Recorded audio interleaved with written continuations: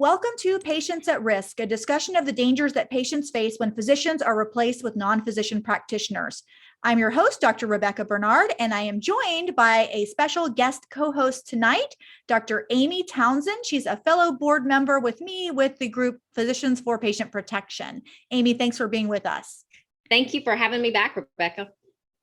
You know, there's an increasing double standard in the practice of medicine and the practice of advanced nursing. And one of the differences is this concept of board certification. Nurse practitioners take just one exam to be considered board certified. It's about 3 hours long. It's 200 questions, and they never have to take another exam the whole rest of their career. All they have to do is submit work hours, which can even be volunteer hours. For contrast, physician boards are much more rigorous, lasting at least 9 to 10 hours, if not more. They must be repeated every 7 to 10 years.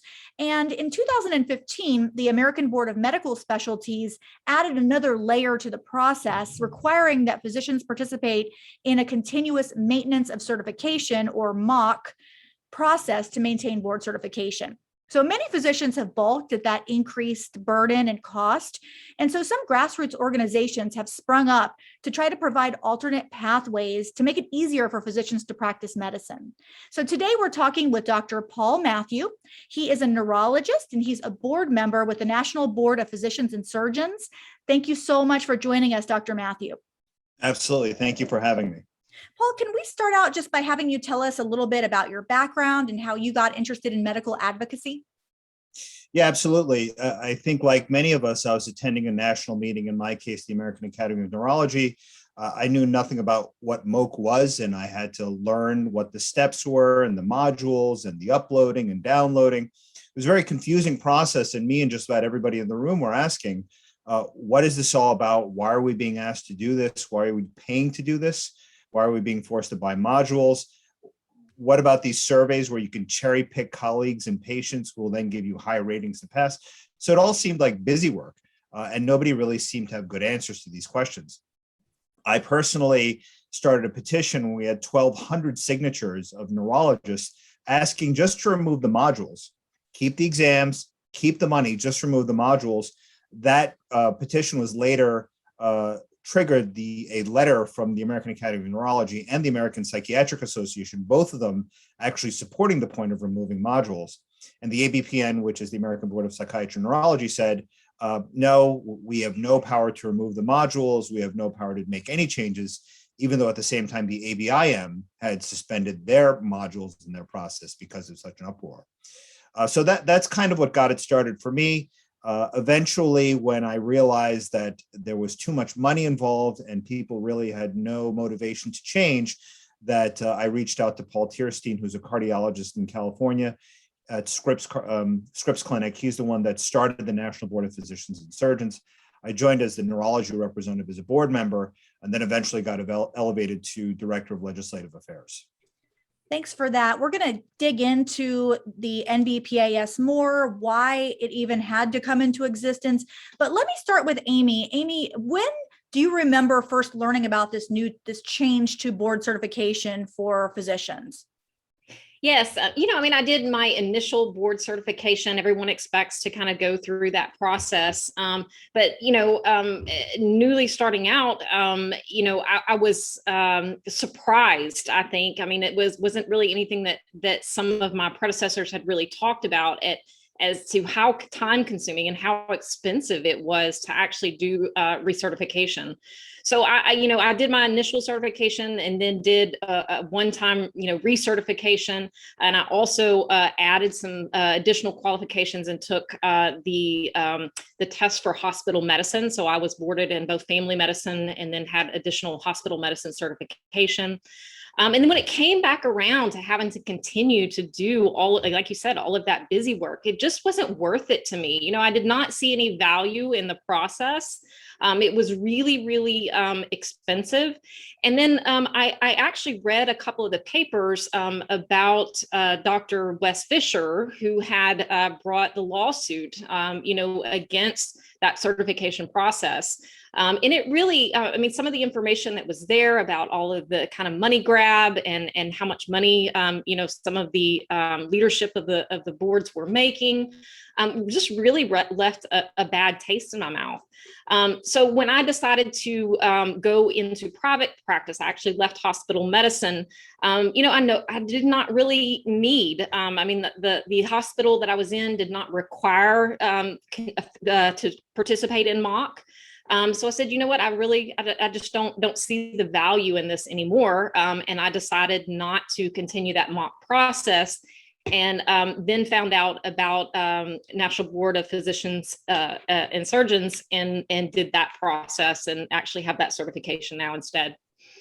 Yeah, Paul, I'm so happy that you guys decided to create this alternate pathway. I had a similar story to Amy. I was ready to recertify. I originally certified in 2002. I did my recertification in 2009. And then here it was 2015. It was time to go again. I went to the computer. I started putting in my information. I signed up to take the test. And then all of a sudden it said, please, insert your credit card to be charged $3,500, something like that for these modules that you're going to have to do over the next couple of years. And I was like, So I said, well, let me just start the process. And basically it was like, until you put that full payment in, and they even had the offer that you could finance it through them. I mean, it was crazy. And I said, wait a minute, this to me is just a financial racket. And I also was going into direct primary care. So I decided I'm not going to do this anymore. But many physicians are not able to do that because most insurance companies for credentialing and hospitals require the standard board certification. So Paul, what is the NBPAS doing to try to get more acceptance of this alternate pathway? Are you making much progress on that? Well, first, I do want to comment on expense, which I don't think people really realize the gravity. There was a JAMA article that did an analysis, and for an internist to participate in a 10-year MOC cycle, you ready? $16,000 when you look at cost of test prep material, the actual MOC fees, time off from work and not seeing patients, lost revenue, $16,000. For a hematologist oncologist to participate in the 10-year cycle, you ready? $40,000 in terms of, again, lost revenue and all these other figures. And then when you look at the revenue generated, the ABMS boards in financial year 2013 generated $263 million. And they had $239 million in expenses. So you ready? Surplus, $24 million. I would be happy to take that rainy day fund to the bank any day of the month. And in addition, a lot of this surplus money did end up in overseas accounts, which really makes you wonder, where's this money going and eventually what is it being used for? It's so interesting that you say that, because what you mentioned is not just the direct costs of the testing, but all these additional fees. And I think this may be one of the reasons why we're having a hard time making changes, because there are a lot of other organizations who profit off of this process. For example, our own academies, our own specialty societies, our state societies, they all offer different test preps. They offer courses, they offer, CMEs that can be applied to it, and they all make money off of this as well. Yeah, to your point, actually, for a long time, many of the societies were selling the modules that were required in order to get that credit for MOC. One other thing I'll tell you, so a lot of people say, oh, physicians have plenty of money, they can pay for these fees. What people don't realize is more and more of our organizations that we work for, the hospital systems, are actually footing the bill for MOC. So just to give you a figure, there's a hospital which will remain unnamed. And let's say that there's 1,200 physicians working for that hospital. And at $2,000 a pop, that's $2.4 million over 10 years, or $240,000 per year that hospital is shelling out just to pay for MOC fees. That's not even including loss of revenue from not seeing patients. And also, let's not forget, when you're losing revenue from not seeing patients, that's also reduced patient access to healthcare, both in terms of physicians who are taking time off to do these MOC modules, but also physicians who just think to themselves, listen, I'm towards the end of my career. Continuing to jump through these hoops is not worth my time.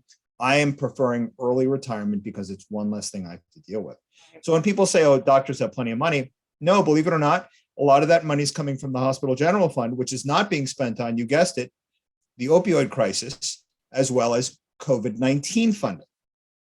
Right. And also the idea that physicians have plenty of money and blah, blah, blah. That's not necessarily the case either. I mean, look at our primary care colleagues. Many of us, actually, it's kind of interesting because I was seeing the prices that are being paid now for nurses that are working for COVID-19 units. And the pay per hour is actually as much or more than some physician colleagues that I know that are getting paid to work in their jobs. So the salaries, yes, of course, I'm not saying physicians don't make a good living, but there's no reason that people need to profit off of our labor. We're not making that much that everyone can just skim a little bit off the top. So what are you guys doing to try to get more acceptance, especially if hospitals are shelling out that much money? It seems like it'd be in their interest to make a switch. That's correct. But actually, one other point I did want to highlight is that you were talking about how we're separating into physicians who have lifetime certification before 1994 and those that don't. And one subtle nuance that people don't realize is grandfathered physicians or people that have lifetime certificates as a group are 80% Caucasian and 70% male. So not only is MOC compliance discriminatory based on age, but also based on race and gender, because in fact, there's an elite status that's being granted to older white male physicians. That is definitely a nuance that I was not aware of and very interesting. So my big concern with the NBPAS, and I am a proud member, and I have been since I believe 2016 when I certified, and then I let my ABMS lapse. But here in the state of Florida, only the ABMS is recognized, and therefore I'm not allowed to call myself a board certified family physician in any kind of writing or advertisement. And it's really interesting because nurse practitioners, everywhere, I'm a board certified in 12 different things. And meanwhile, I can't even call myself board certified, even though I've originally done it and recertified, because the Board of Medicine does not recognize this pathway. So what is being done to try to promote and make changes so that we can get recognized and have this alternate pathway actually be meaningful to more of us? Yeah, so we actually have been trying to avoid the language alternate because we are a legitimate enterprise. We are in the recertification business. And that's reflected in a lot of the position statements that we've issued for some of the bills that we've supported, that recertification should be acceptable by the AOA, the ABMS, and the NBPAS. And the reason for that is what unites the three organizations: an initial certification examination. So one thing we all stand behind is that the knowledge that's acquired and the clinical experiences that are gained during residency are highly variable between all the programs all over the country. So it makes complete sense for all residents and fellows that complete a ACGME or non-ACGME residency or fellowship to sit a standardized examination that they can complete, and we can certify that they have a uniform body of knowledge upon graduation. Now, that is one of the requirements for NBPAS, that you complete a residency, that you complete an initial certification examination. And we also require 50 CME hours in your specialty. So a lot of people do say, well, that's not a very high standard. I will remind everybody that when you complete CME for your state licensure, there's really no verification, but you're actually just attesting that you've completed it. Nobody, a lot of the time, even checks that. And more importantly, nobody actually checks that it's relevant CME to your specialty or subspecialty which you're certifying. So to get back to your question, so the steps that the NBPAS is taking, number one, we are encouraging people to become diplomats. Even if your hospital doesn't accept it, becoming a diplomat is a very important first step because, again, we are nonprofit. All the board members are volunteers. So really all the money that's generated by NBPAS is just paying for the administrative office staff that's actually going through the certificates and issuing the certificates. And the rest of the money is actually really supporting lobbying and ensuring that policy and bills are passed that ensure that it's a level playing field between the ABMS, the AOA, and the NBPAS. So Paul, what you're saying is that you guys will not be buying a condominium, a luxury condominium, or what are the other things that the ABMS bought? There was an amazing Newsweek expose. There were several of them where they just went through the insane expenses and different things that the ABMS board was spending their money on. Yeah, I mean, there was a luxury condominium in Philly, a chauffeur-driven limousine. The other thing that they had were these very lavish meetings where family members were all encouraged to attend, and the bills that they ran up at some of these resorts was unbelievable. The most expensive event that the NBPAS hosts is a Zoom meeting twice a year. We are not ballers in that sense. It sounds like the board of PPP. We're right there with you. Yeah, it's more or less for the love of the game. I can say, my only disclaimer is every once in a while I do get travel expenses covered if I am giving a lecture on the subject, and occasionally some speaking honorary, but no salary to speak of. Definitely not six figures. And if you log in the thousands of hours I've been logging in for NBPAS since 2014, it would be a fool's errand to think I'm going to come up ahead of the game in any way financially. So it sounds like the first thing that you want our listeners to know is that even if there's not really a compelling reason for you to do so right now, it makes sense for you to go ahead and become a diplomat of the NBPAS now, because they're going to be able to use those dues or it's not much. I think it's like, isn't it like $169 for 2 years? I just renewed mine. It's not a tremendous amount of money.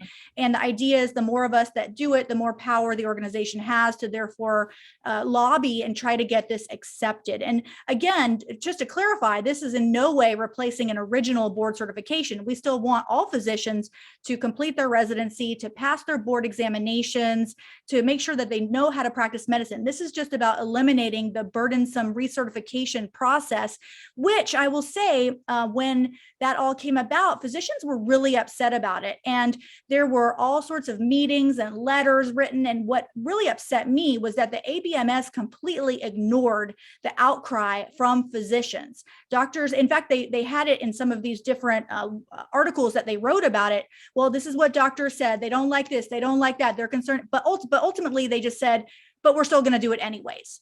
And so that's where I got frustrated, because I feel like this happens to doctors all the time. And we're just kind of railroaded into doing what whoever in power tells us to do, even when we're all saying, no, we don't want to do this. And it's because then they hold our ability to have hospital privileges and credentials away from us if we don't comply.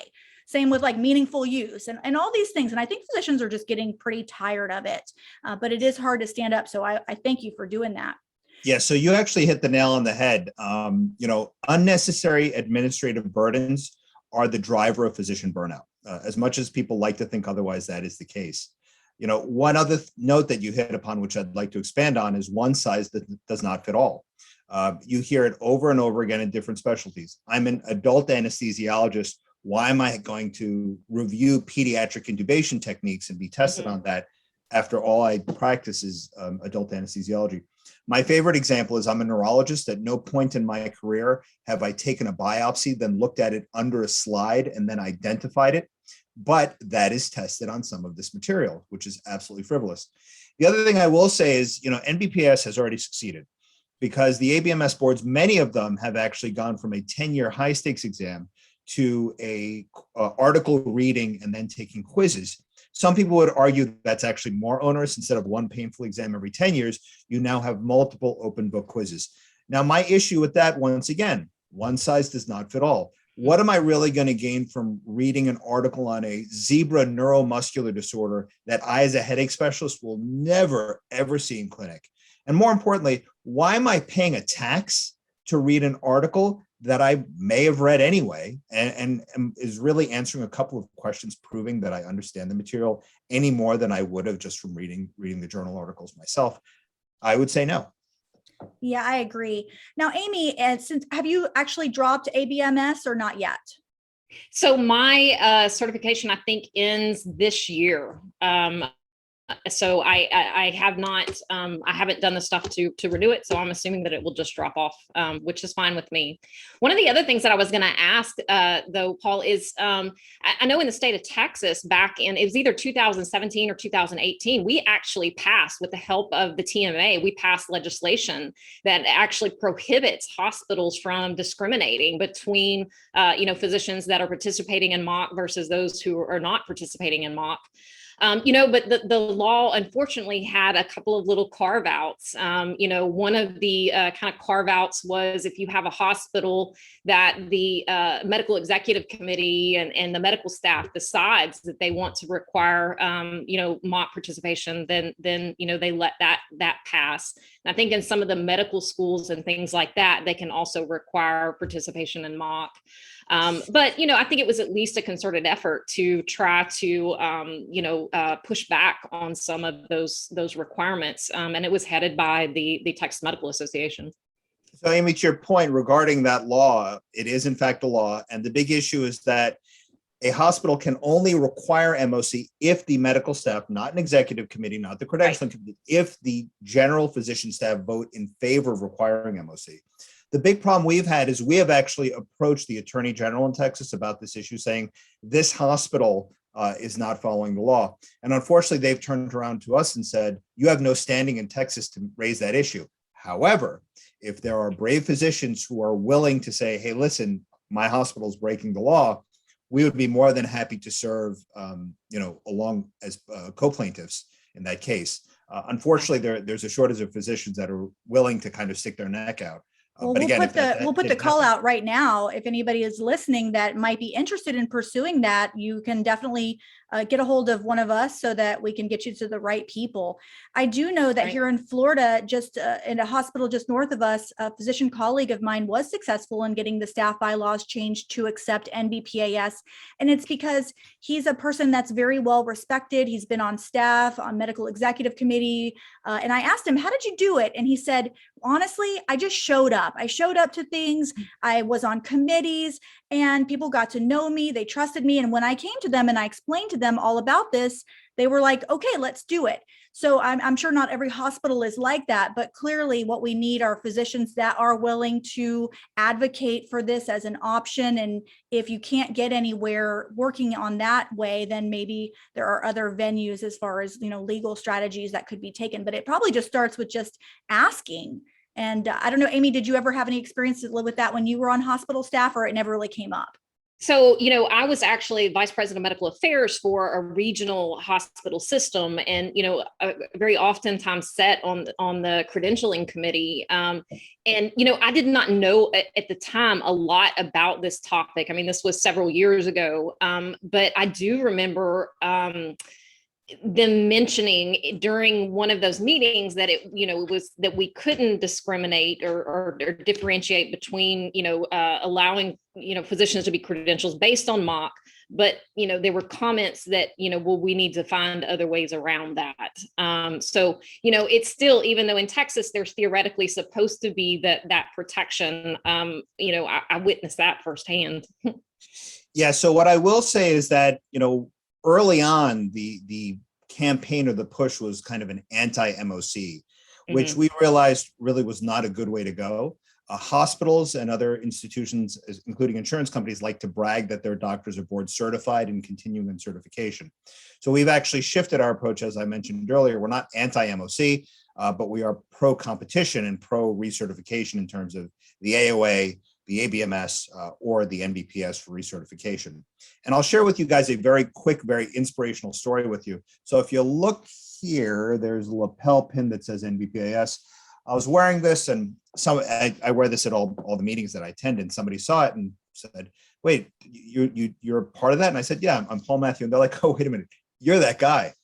So lo and behold, I told them it's actually pretty simple. You just on nbpas.org, there's actually templated letters as well as petitions. So this guy actually took the football and ran with it. He went back to his hospital, had a bunch of signatures from physicians. And again, it was just requesting that NBPAS be one of the offerings that physicians can select for recertification. Lo and behold, took this petition, took the letter, brought it before the credentialing committee. There was a vote. And now this hospital system of, I think, 7 hospitals in Georgia accepts NBPAS. So people might be very pleasantly surprised that it really doesn't take much effort. And I know Physicians for Patient Protection, that's the underlying theme. Instead of complaining, just an ounce of advocacy, if everybody did a little bit, would really move mountains. And in You're this case, so right. And what you've just explained is how one person can make such a difference. And of course, it starts with you because you were that one person that happened to show up wearing your pin. And then this other person says, I want to do that. And then look how it just snowballs. And you're so right. Physicians, we often sit back. We do enjoy talking about all the problems and challenges that we have, but it's a lot harder to actually take action. So thank you for that story. I think it is really inspirational, and hopefully everyone listening out there will want to, just do something to advocate for our profession, whatever you're passionate about. And I'll just mention that, of course, I'm direct primary care. I don't have insurance. They don't accept any insurance. I don't have any hospital privileges, but I will say that changing to NBPAS for my recertification has not had any negative repercussions on me whatsoever. It did not affect my malpractice rates. In fact, I was concerned about that, but my malpractice carrier said, no, really, as long as your practice is in good standing, your license, then it's not an issue. And it hasn't affected really anything other than the fact that I just can't advertise that I'm board certified, but fortunately my practice is full and my patients know, who I am. I would love to see that change, just because it kind of drives me a little bit crazy that I can't just label myself what I am, which was originally board certified. It's interesting you bring that up, Rebecca, because we are actually approaching multiple state boards of medicine with that request, saying that we are primary source verification, both with NCQA and with other states. So we're trying to push for that. The other thing that I would strongly encourage both of you and anybody who's a diplomat of NBPAS is, after your MD or your DO, write DNBPAS. People will see it, they will recognize it, and they'll say, oh, I heard about that. And that's an opportunity to start the conversation. And, dominoes may fall, and you may notice, oh, wow, regionally more and more hospitals are accepting. And all it really takes is one hospital for the dominoes to be set off. That was going to be my question: is what do we need to do to change that that ability for us to say that we're actually board certified? And it sounds like that you guys have a path forward for doing that. And so I would be very interested in seeing how I could help do that in my state. Yeah, absolutely. So and it's just a matter of petitioning the Board of Medicine a lot of the time, or the state legislature. So I mean, it's pretty straightforward and reasonable to do. And I think all these things are going to come to fruition soon enough. It's been a long road, but I think with a lot of the excessive spending that we see in the healthcare system, there are going to be more and more politicians looking to trim the fat. And one great thing is, what are all politicians concerned about when you propose a bill? How much is this going to cost my constituents? Right. And how much will this bill cost? $0. $0. And in fact, it may actually save them money. Your pitch to any politician: costs $0. Increases patient access to healthcare, decreases the cost of healthcare.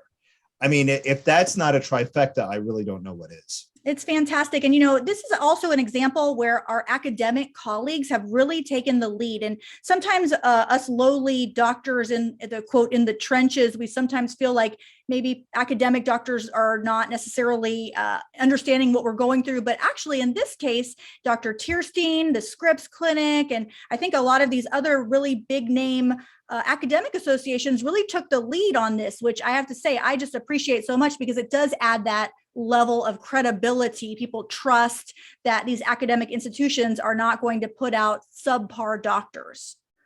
Yeah, there's on the board, there's a couple of us from Harvard, Dartmouth, Columbia. So a lot of bigger names that, it really does add credence to what we're doing. It does. I will also say, fortunately or unfortunately, depending on if you like the glass half empty or half full, the AMA has issued several position statements saying that recertification or certification should have nothing to do with practicing medicine. Unfortunately, after those position statements have been issued, really no actionable items have come from it. So I'm continuing to work with the delegations from Pennsylvania and hopefully Maryland and Massachusetts, so their delegates at the AMA House of Delegates can really push, instead of an anti-MOC, which I think will never set sail, but rather a pro-competition stance. Yeah, I love that. And definitely let me know when you're ready to approach the Board of Medicine here in Florida, because I would love to be part of that process. And it sounds like you've got a Texan here too that would jump Absolutely. on that. And as we wrap up the end of our talk, I wanted to shift gears just for a minute because we have a neurologist here with us. And I noticed when I was reviewing your CV that actually you're one of the medical editors for the journal Practical Neurology. So you know a lot about medical journals. And I was just wondering, you may have seen that JAMA Neurology article that called for an increase in advanced practice clinicians in neurology. And I was wondering, what was your take on that? PPP, we issued a letter, a response to the journal, which they declined to publish, citing lack of space. But I would love to hear your take on that. In this regard, I think there's a little bit of a divide in PPP. There's some kind of, I hate to say extremists that are saying that NPs and PAs should be disbanded and the profession should be gone. I think that'll never happen. And I think the olive branch and the way to really deal with this would be physician-led teams. That's the official stance of the American Academy of Neurology. How much they actually act on that, it's hard to really say. I have actually sent some messages regarding that particular article, as well as some of the other videos that have been put out saying, equating a nurse practitioner who has some training in neurology with a full-fledged neurologist. So I think it's really problematic. But at the same token, I think the bigger issue, as both of you know, is these independent practice bills, which are really, really concerning. Well, I think that was the issue with the journal article. PPP advocates for physician-led care. We do not want to see NPs or PAs go away. They're essential parts of the team, and studies show over and over again that when physicians and nurse practitioners and physician assistants work together, patients get great care.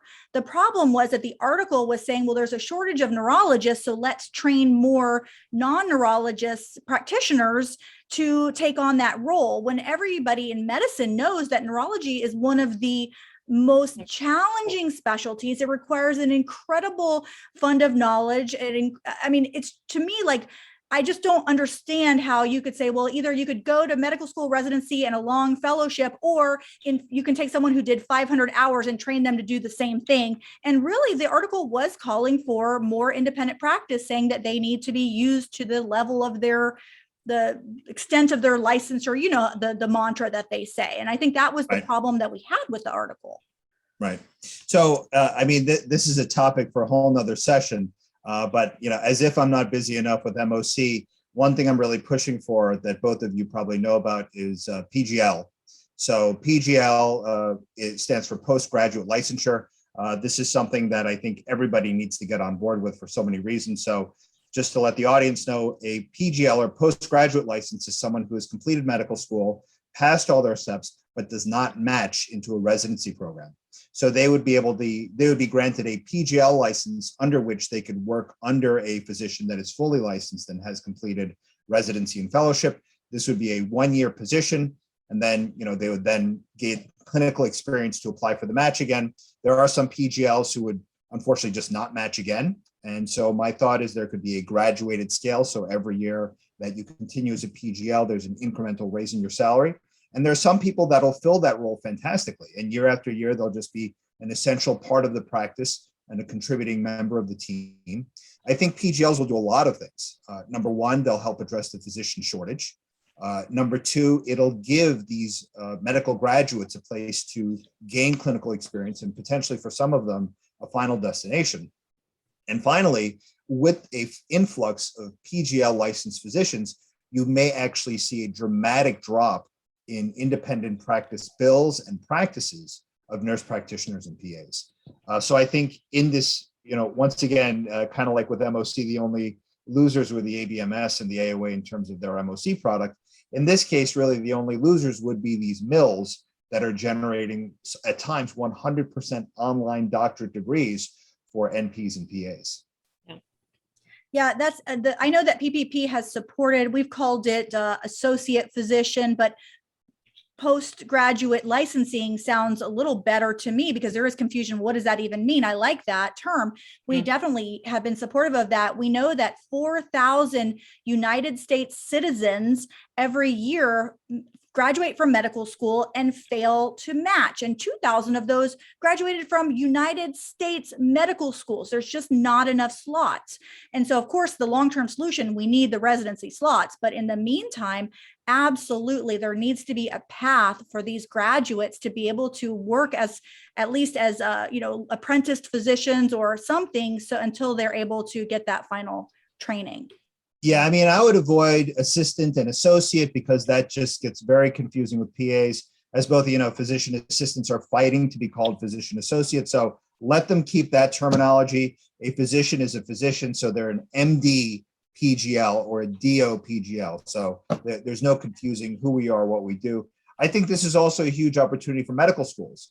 Let's say you are at the University of West Virginia and there's some rural areas that really desperately need care. You set up a satellite there, you have some seasoned, experienced physicians, and then you open up a bunch of PGL posts for people to work. A lot of those people, like I said, may never match. Some of them might think to themselves, you know what, I really like this clinic. I like working here. There's a graduated pay schedule. I'm content with working here full-time or part-time while I raise a family and do other things. So I think the opportunities here in terms of medical school collaboration, doing what's best for these graduated medical school graduates, as well as serving underserved populations where there's a physician shortage, I think there's too many ducks lined up to avoid this PGL idea. Well, and I think that the nomenclature, I love that nomenclature. I think that there's a lot of physician groups that are advocating for the same thing, but it's all under different terminology. I think that we really need to make a concerted effort to, use the same terminology when we're talking about these physicians. And I really like that, that acronym or that those abbreviations. I think that really describes exactly what they are. Yeah, and to your point, it's very transparent. It'll say right on the label on your business card, MD PGL, but patients will see the MD part. So they'll know, okay, this is a physician. This is not someone that completed some other form of training. Well, I want to thank Dr. Paul Mathew so much for coming on and for your tireless advocacy on behalf of physicians and patients. Thank you so, so much. Thank you, Dr. Amy Townsend, for joining me. And if you'd like to learn more about this topic, we'd encourage you to get our book. It's called Patients at Risk: The Rise of the Nurse Practitioner and Physician Assistant in Healthcare. It's available at Amazon.com and at BarnesandNoble.com. Please like and subscribe to our podcast and our YouTube channel. It's called Patients at Risk. And of course, if you're a physician, we would love for you to join our group. It's called Physicians for Patient Protection. Our website, physiciansforpatientprotection.org. And of course, join the NBPAS as well. I just have one closing comment. So again, even if your ABMS or AOA certification has not expired, do consider being dual boarded and becoming board certified by NBPAS. I have been for the past 6 years now. Do consider adding DNBPAS after your MD or your DO. And again, you might be quite surprised how quickly you can get your hospital and local institutions to accept NBPAS. And you'll be doing a huge service not only to yourselves, but to all of your colleagues. Absolutely. I'm going to put those initials after my name immediately. So thanks for that. Yep. And it's nbpas.org. Thank you so much.